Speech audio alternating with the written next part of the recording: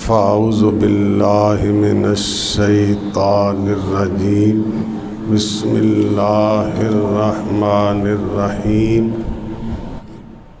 ان الذین یبایعونک انما یبایعون اللہ ید اللہ فوق ایدیہم صدق اللہ العظیم وبلغنا رسولہ النبی الکریم۔ درود پاک۔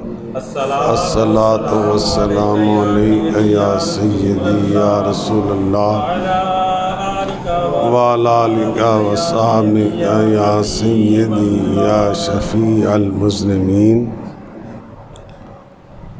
آج ذی الحج کی 19 تاریخ 18 ذی الحج 35 ہجری حضرت عثمان غنی رضی اللہ تعالی عنہ کا یوم شہادت ہے۔ حضرت عثمان غنی ان خوش قسمت لوگوں میں سے ہیں جن کا مسجد نبوی میں ممبر پر بیٹھ کر صحابہ کی موجودگی میں جنتی ہونے کا اعلان فرمایا۔ ان کو کہتے ہیں عشرہ مبشرہ۔ تو عشرہ مبشرہ میں سے حضرت عثمان غنی رضی اللہ تعالی عنہ کا نام ہے۔ آپ کا سلسلہ نسب 5ویں پشت میں رسول اللہ سے جا کر مل جاتا ہے۔ آپ کی والدہ حضور علیہ السلام کی پھپھی کی بیٹی تھی۔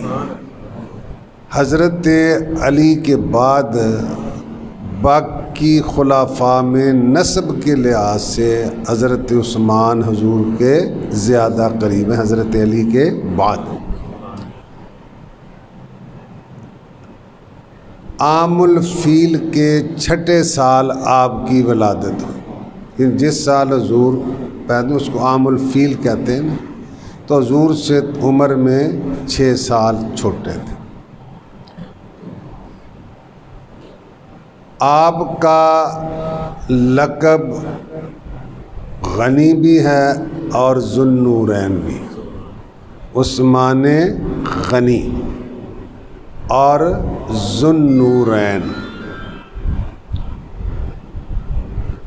آپ السابقون الاولون میں شامل ہیں، یعنی جو بہت پہلے اسلام لائے، جنہوں نے اسلام قبول کیا ابتدا میں، ان میں حضرت عثمان غنی کا نام بھی ہے۔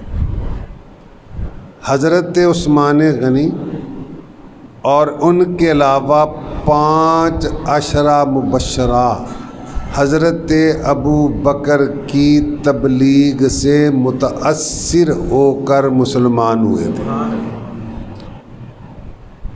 حضرت عثمان جب مسلمان ہوئے تو ظاہر بات ہے کہ جب کوئی اپنا آبائی باپ دادا کا دین چھوڑتا ہے تو اس پر بڑا تشدد ہوتا ہے، بڑی سختی ہوتی ہے۔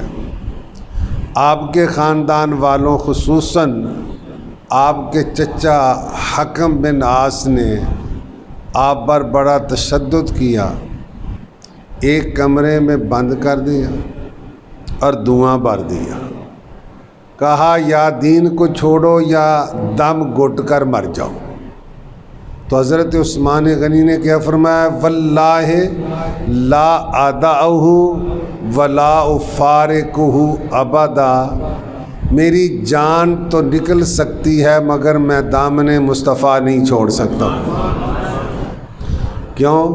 غلامان محمد جان دینے سے نہیں ڈرتے، غلامان محمد جان دینے سے نہیں ڈرتے، یہ یہ سر کٹ جائے یا رہ جائے کچھ پرواہ، یہ سر کٹ جائے یا رہ جائے کچھ پرواہ نہیں کرتے۔ تو جب انہوں نے آپ کے استقلال، استقامت کو دیکھا تو آپ کو چھوڑ دیا۔ ذو النورین آپ کا لقب ہے۔ ذو النورین کا معنی کیا ہے؟ دو نوروں والا۔ بولو بھی، ذو النورین کا معنی کیا ہے؟ اس لیے کہ نبی پاک علیہ السلام کی دو بیٹیاں یک کے بعد دیگرے، یعنی ایک کے بعد دوسری، یک کے بعد دیگرے آپ کے نکاح میں آئیں، اس لیے آپ کا لقب ہے دو نوروں والا۔ دو، آدم علیہ السلام سے لے کر قیامت تک کوئی آدمی نہ ہوا ہے، اب نہ ہو سکتا ہے کہ جس کے نکاح میں کسی نبی کی دو بیٹیاں آئی ہوں۔ پوری کائنات میں یہ عظمت صرف حضرت عثمان غنی کو حاصل ہے۔ نور کی سرکار سے پایا دوشالہ، بول بھائیا، نور کی سرکار سے پایا دوشالہ نور۔ فوجی اٹھ جا بھی، منہ تو ہو گیا۔ نور کی سرکار سے پایا دوشالہ، ہو مبارک تجھ کو ذو النورین جوڑا، ہو مبارک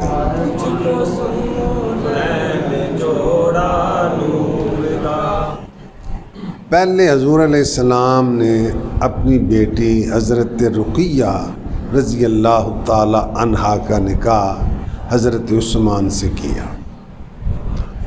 غزوہ بدر کے موقع پر 2 ہجری میں، عین اس وقت جب فتح کی خوشخبری لے کر قاصد مدینے میں آیا تو حضرت رقیہ کا وصال ہو چکا تھا۔ حضرت رقیہ کی تیمارداری، عیادت، خبر گیری کی وجہ سے حضرت عثمان جنگ بدر میں شریک، مگر نبی پاک علیہ السلام نے ان کو حصہ بھی بدریوں والا عطا فرمایا اور جنگ بدر کے شریک ہونے والوں کے ثواب میں بھی شریک فرمایا۔ لہذا شریک نہ ہونے کے باوجود آپ کا شمار اصحاب بدر میں ہوتا ہے، شریک نہ ہونے کے باوجود، اور بدر والوں کی شان بڑی ہی عجیب ہو گئی۔ بہرحال، اور جب 9 ہجری میں کتنے حضرت رقیہ کا حضرت رقیہ کا 2 ہجری میں، تو آپ نے اپنی دوسری بیٹی حضرت ام کلثوم رضی اللہ تعالی عنہا کا نکاح حضرت عثمان سے کر دیا۔ 9 ہجری میں جب سیدہ ام کلثوم رضی اللہ تعالی عنہا کا انتقال ہوا تو میرے آقا نے فرمایا، لو ان لی 40 بنتن، اگر میری 40 بیٹیاں ہوتی، یکے بعد دیگرے انتقال کرتی جاتی، تو میں حضرت عثمان کے نکاح میں دیتا جاتا۔ آپ اس سے اندازہ لگائیں کہ رسول اللہ کی نظر میں مقام عثمان کیا ہے۔ نور کی سرکار سے پایا دوشالہ، ایک عام شعر پڑھے، جنہیں سارے پڑھ لو چنگے رہ جاؤ گے، چنگے رہنا کہ نہیں تو پڑھ لو۔ نور کی سرکار سے پایا دوشالہ نور کا، ہو مبارک تجھ کو ذو النورین جوڑا نور کا۔ اور عثمان غنی پورے عرب میں سب سے زیادہ دولت مند، حضرت عثمان غنی پورے عرب میں سب سے زیادہ، مگر اس کے باوجود وہ زاہد ہیں، تارک دنیا۔ بظاہر تو آپ کے پاس مال و دولت کی کثرت تھی، مگر آپ کو کیا کہیں؟ زاہد۔ زاہد کہتے ہیں جیسے دنیا میں دلچسپی نہ ہو، تارک دنیا۔ مال و دولت ہونے کے باوجود زاہد، اس لیے کہ آپ کے دل میں دنیا کی محبت نہیں تھی۔ آپ کے دل میں اگر دل دنیا کی محبت سے خالی ہے، دولت کے باوجود وہ زاہد ہے، اور اگر دل میں دنیا کی محبت ہے اور کچھ بھی پلے نہیں ہے تو وہ پکا دنیا دار ہے۔ نہیں سمجھے؟ شیخ سعدی فرماتے ہیں گر ترا ذرا است و مال و تجارت، ذرا میں کھیتی ہوتی ہے، اگر تیرے پاس کھیتیاں ہیں، مال ہے، تجارت ہے، اگر دل بخدا است خلوت نشینی، دل خدا کی طرف ہے تو گوشہ نشین ہے، اور اگر گوشہ نشینی اس لیے ہے کہ لوگ آئیں مجھے نذرانے پیش کریں تو وہ دنیا دار ہے۔ تو اس لیے اصل کام کیا ہے کہ دل میں دنیا کی محبت۔ اعلیٰ حضرت فرماتے ہیں زاہد مسجد احمدی پر درود۔ لگتا ہے کہ میں نے یہ شعر پہلے آپ کو کبھی نہیں سنایا، لگتا تو مجھے یہی ہے۔ زاہد مسجد احمدی پر درود، زوج دونوں عفت پہلا،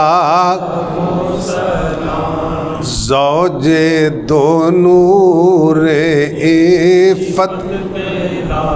مسجد احمدی مسجد نبوی، زاہد مسجد نبوی کے عبادت گزار پر اللہ لاکھوں درود نازل فرمائے۔ زاہد مسجد احمدی پر درود، زوج میں نے تو خامد، دو نور واپا دے، عفت میں نے پاک دامن، زوج دو نور عفت پہلا،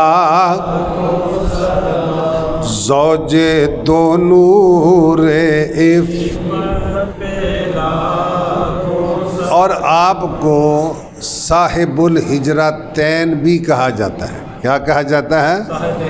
صاحب۔ آپ نے 2 مرتبہ ہجرت فرمائی، پہلی مرتبہ مکہ سے حبشہ کی طرف، اور جب حضور مدینہ طیبہ تشریف لے گئے تو پھر حبشہ سے مدینہ کی طرف، اور آپ نے سیدہ رقیہ سمیت ہجرت فرمائی۔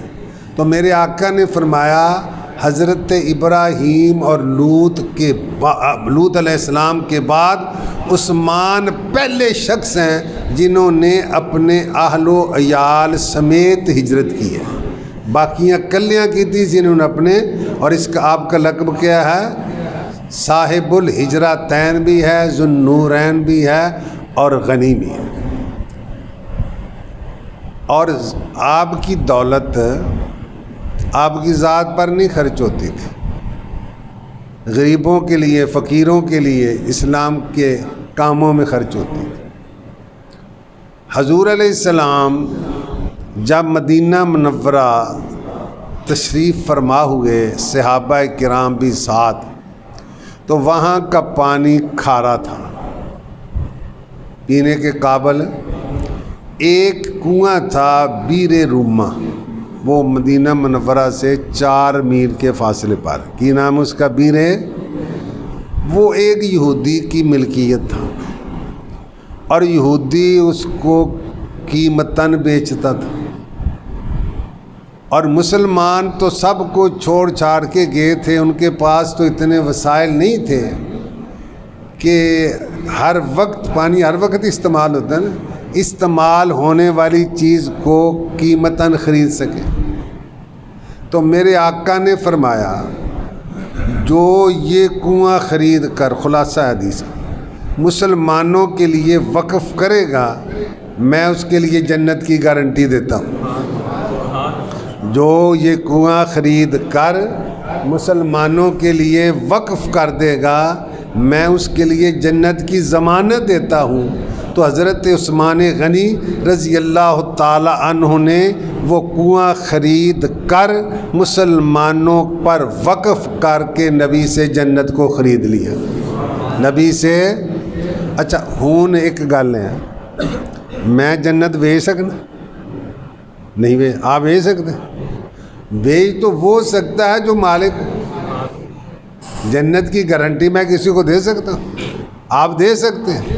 کسی چیز کی گارنٹی یا ضمانت وہی دیتا ہے وہ دینے کی صلاحیت رکھتا ہو، وہ اس کا مالک ہو۔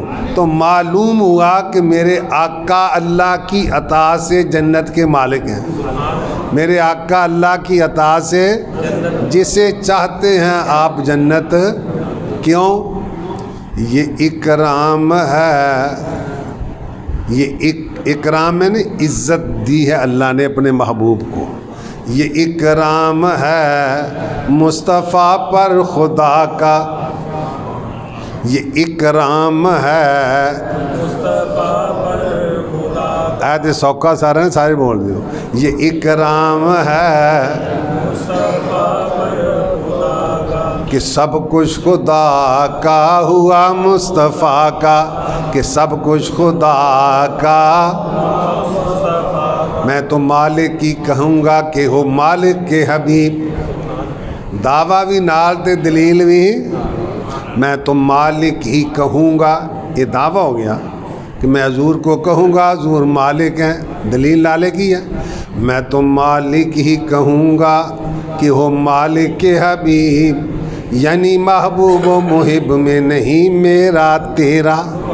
محب اور محبوب میں یہ نہیں ہوتا یہ میرا ہے یا تیرا ہے، جو محب کا محبوب کا، جو محبوب کا، جو مصطفیٰ کا وہ خدا کا، جو خدا کا وہ مصطفیٰ کا۔ یہ اکرام ہے مصطفیٰ پر، یہ اکرام ہے مصطفیٰ پر خدا کا، کہ سب کچھ خدا کا ہوا مصطفیٰ کا۔ یہ نہیں کہ رب کو نہیں ہے، رب کو بھی ہے۔ یہ مالک حقیقی تو رب ہی ہے نا بھائی۔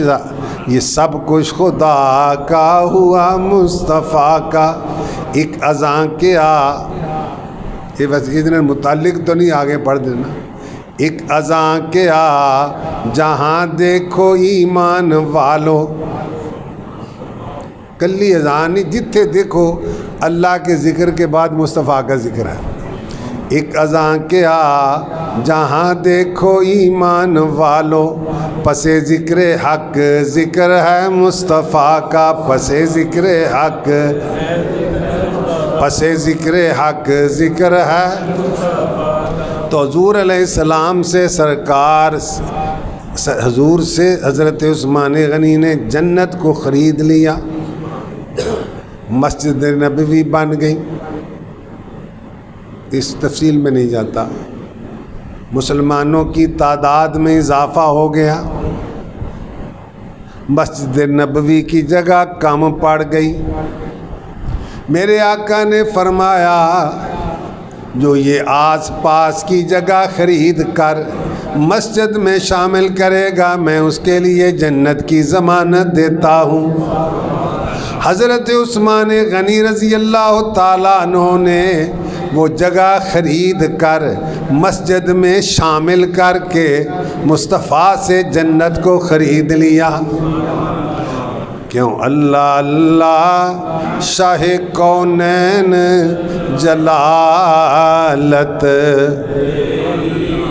میں تمہیں ساؤنڈ نہیں دینا، اللہ اللہ شاہ کونین جلالت تیری، فرش کیا عرش پہ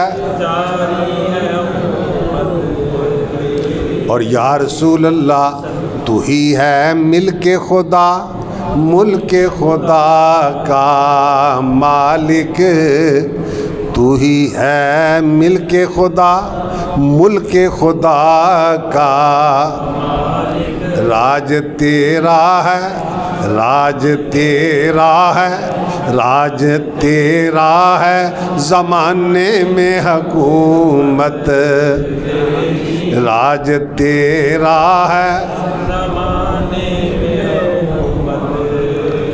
راج تیرا ہے، زمانے میں حکومت تیری۔ حضرت عثمان غنی کا بہت اہم کارنامہ قرآن کو جمع کرنا ہے۔ آپ نے سنا ہوگا نا کہ آپ کے لقب کے ساتھ جامع القرآن کامل الحیاء والایمان، قرآن کو جمع کرنے والے۔ یہ ابتدائی کام تو قرآن کو جمع کرنے کا حضرت صدیق اکبر کے دور خلافت میں ہوا۔ حضرت جنگ یمامہ میں جو مسیلمہ کذاب کے ساتھ حضرت ابو بکر کے دور میں لڑی گئی، کافی حافظ صحابہ شہید ہو گئے۔ حضرت عمر نے حضرت ابو بکر سے کہا کہ اگر اسی طرح جنگوں میں حافظ صحابہ شہید ہوتے رہے تو قرآن تو نہیں باقی رہے گا، اس لیے آپ کو انتظام فرمائیں کہ قرآن کو یکجا ایک جگہ جمع کر دیا جائے۔ پہلے حضور کے زمانے میں ایک جگہ جمع، کوئی سورت کسی جگہ لکھی تھی، کوئی سورت کسی جگہ، کوئی سورت۔ حضرت ابو بکر نے پہلے تو یہ کہا کیف افعل شیئن، یہ بخاری شریف کے الفاظ ہیں، لم یفعلہ رسول اللہ، وہ کام میں کیسے کروں جو رسول اللہ نے نہیں کیا۔ حضرت عمر نے عرض کیا حضور اگرچہ رسول اللہ نے نہیں کیا مگر یہ کام بہت اچھا ہے۔ حضرت ابو بکر انکار کرتے رہے، حضرت عمر اصرار کرتے رہے، یہاں تک کہ حضرت ابو بکر فرماتے ہیں کہ اللہ نے میرا سینہ اس کام کے لیے کھول دیا جس کام کے لیے عمر کا سینہ کھولا تھا۔ پھر صحابہ کی ایک کمیٹی بنی جس کے سربراہ حضرت زید بن ثابت انصاری رضی اللہ تعالی عنہ تھے۔ جہاں جہاں وہ صورتیں آیتیں تھیں ان کو سب کو ایک جگہ جمع کیا اس ترتیب کے مطابق جس ترتیب کے مطابق نازل ہوئی تھی، اس ترتیب کے مطابق۔ یہ ایک ہی نسخہ تھا، ایک ہی۔ حضرت عثمان غنی رضی اللہ تعالی عنہ کے دور میں حدود سلطنت بہت وسیع ہو گئی، بہت۔ حضرت عمر کے زمانے میں 25 لاکھ مربع میل، کلو میٹر نہیں، 5-10 پاکستان دی بانی جاندے ہونے۔ یہ مجھے نہیں پتا، کسی تاریخ دان کو پتا کہ اس کا حدود اربع کتنا ہے بھلا؟ ہیں جی اچھی بول یار، منہ تو لا دینا۔ 7 لاکھ، چلو 8 لاکھ ہی مان لو نا، تے وہ 25 لاکھ 3 تے پاکستان ہوئے نا، 3 تو بھی زیادہ۔ تو پھر حضرت عثمان غنی کے دور میں اور زیادہ کئی ممالک فتح ہو گئے۔ اور آپ کو پتہ ہے کہ جو مثلا یہاں کی بولی میں اور فوجی کی بولی میں فرق ہے نا، چنگ کی بولی میں، لاہور کی بولی میں، سیال کوٹ کی۔ تو اب یہ جو لہجوں کا اختلاف تھا نا، اب ایک پڑھتا ہے اور طریقے سے عربی کا لفظ، مثلا دیکھو نا چنگ والے کہتے ہیں کہ برتن بھر گیا کو کہتے ہیں برتن بری گیا، ਇਹ ਜਲੰਧਰੀ ਕਹਿੰਦੇ ਨੇ ਭਰ ਹੋ ਗਿਆ, ਸਾਡੇ ਪਾਸੇ कहते भरो गया, तो आम कहते हैं भरया गया। तो ये लहजों का इख्तिलाफ, मसलन मैं आपको बताता हूँ, एक किरात हम क्या पढ़ते हैं वद्दुहा वल्लैल, और एक किरात वद्दुही वल्लैल इज़ा सजई भी। और जिसने नहीं सुना इमाम अगर पढ़ेगा तो आप उसको मसल्ले से नीचे उतार दें, फिर की करना मैं। तो ये लहजों का इख्तिलाफ हुआ ना, तो एक कहता मेरा लफ्ज़ सही है तेरा गलत है, दूजा कहता तेरा गलत है मेरा सही है।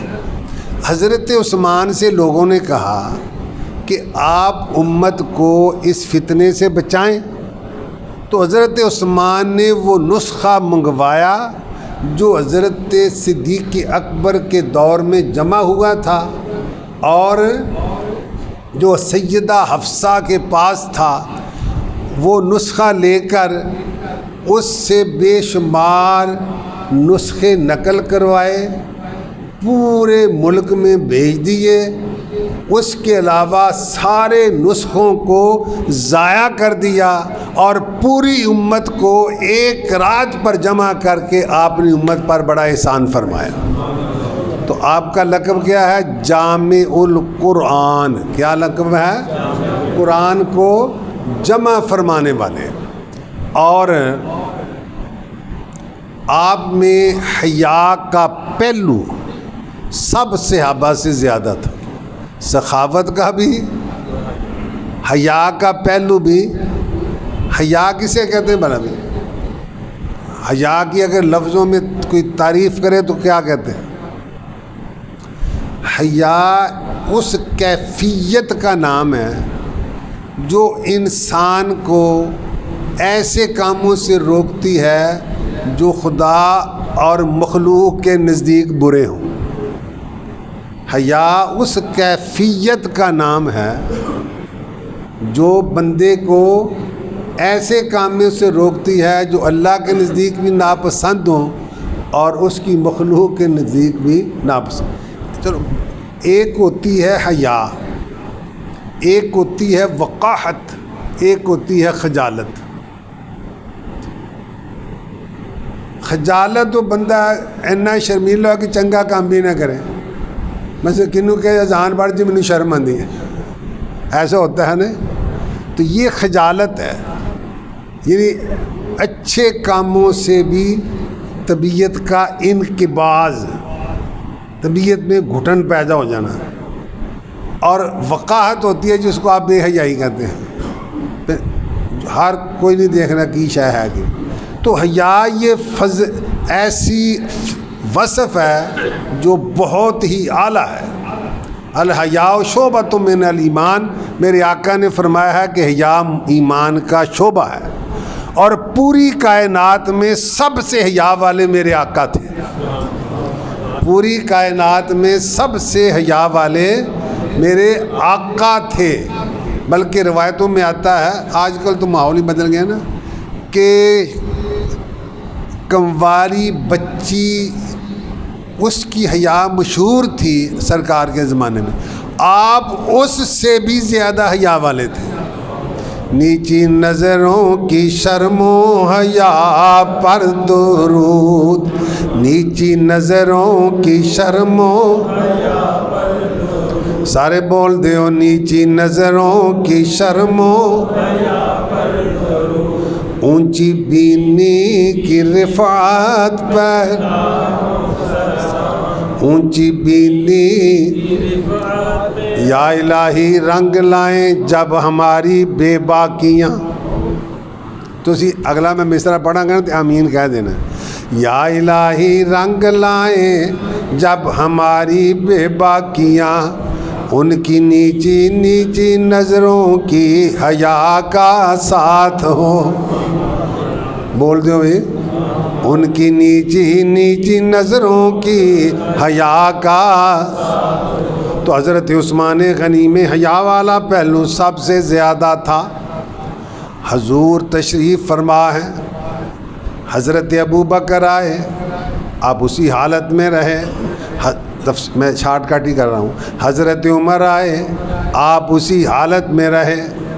حضرت عثمان غنی آئے تو آپ نے اپنے کپڑوں کو سمیٹ لیا اور اچھے طریقے سے بیٹھ گئے. تو جب حضرت عثمان چلے گئے، حضرت عائشہ صدیقہ نے عرض کیا یا رسول اللہ، ابو بکر آئے آپ اسی حالت میں رہے، عمر آئے آپ اسی حالت میں رہے، عثمان آئے آپ نے اپنے کپڑوں کو سنبھال لیا. تو آپ نے فرمایا الا استحیی من رجل تستحیی منہ الملائکہ، تو کیا میں اس آدمی سے حیا نہ کروں جس سے آسمانوں کے فرشتے بھی حیا کرتے ہیں. در منصور قرآن کی سلک بہی، میں نے یہ بتا تو دیا مگر شعر نہیں پڑھا تھا. در کا معنی موتی، در کا معنی منصور بکھرے ہوئے، منصور کا معنی سلک میں نے لڑی، سلک کا معنی اور بہی کا معنی بہتر اعلیٰ. تو قرآن کے بکھرے ہوئے موتیوں کو عثمان غنی نے ایک لڑی میں پرو دیا. در منصور قرآن کی سلک بہی. اعلیٰ حضرت کے شعر ذرا مشکل ہی ہوتے ہیں نا، مگر میں کوشش کرتا ہوں کہ ترجمہ کر کے سمجھا دوں. در منصور قرآن کی سلک بہی. اگلا شعر بھول گیا مصرع. در منصور قرآن کی سلک بہی زوج دونوں، اگلا نہیں آگا ویسے میں پڑھ لوں گا. زوج دونوں رفت پہلا کھوں، یہی ہے زوج. در منصور قرآن کی سلک بہی زوج دونوں عفت پہ لاکھوں سلام. اور ایک شعر اور ہے وہ انشاءاللہ مغرب کے بعد سناؤں گا. آج مغرب کے بعد انشاءاللہ ختم 11ویں